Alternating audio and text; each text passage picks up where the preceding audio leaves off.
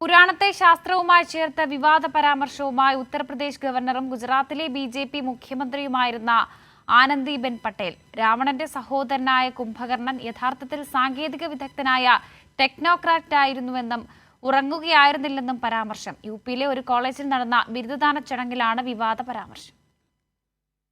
Kumbhakarna technocrat था, technology जानता था वो, लेकिन ये टेक्नोलॉजी दूसरे कंट्री दूसरे देश न ले जाए, इसी वजह से गुप्त तरीके से ये यंत्रों बनाता रहता था. ഉത്തർപ്രദേശിലെ ഖ്വാജ മൊയ്നുദ്ദീൻ ചിഷ്തി ഭാഷാ വിശ്വവിദ്യാലയത്തിന്റെ 9ാം സമ്മേളനത്തിലാണ് യു.പി. ഗവർണർ ആനന്ദിബെൻ പട്ടേലിന്റെ വിവാദ പരാമർശം. രാവണന്റെ സഹോദരൻ കുംഭകർണൻ യഥാർത്ഥത്തിൽ സാങ്കേതിക വിദഗ്ധനായിരുന്നു.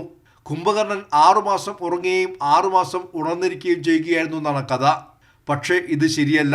കുംഭകർണൻ ഒരു മികച്ച ടെക്നോക്രാറ്റായിരുന്നു. സാങ്കേതിക വിദ്യ മറ്റ് രാജ്യങ്ങളിലേക്ക് പോകാതിരിക്കാൻ അദ്ദേഹം രഹസ്യമായി യന്ത്രങ്ങൾ വികസിപ്പിച്ചെടുത്തു.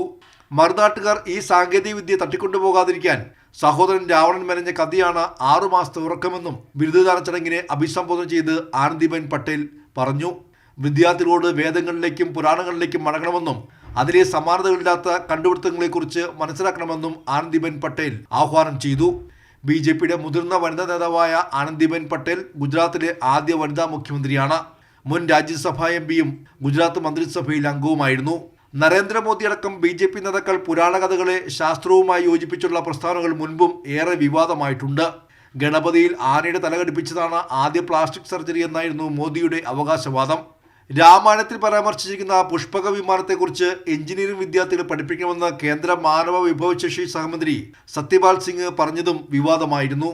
കൈരളി ന്യൂസ്, ദില്ലി.